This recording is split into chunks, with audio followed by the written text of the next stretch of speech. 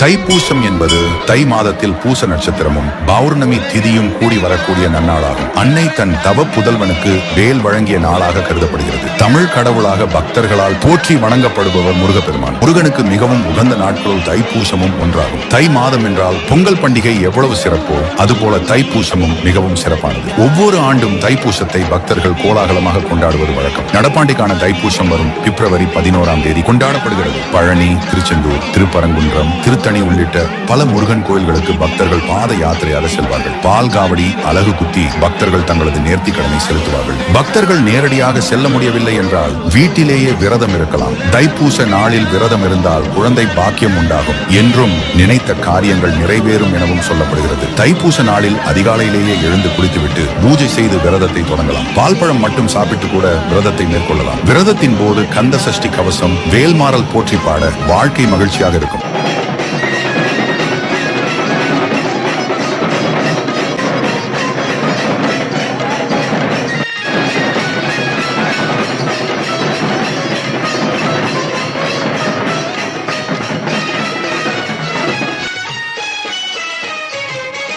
மனம் உள்ளவன்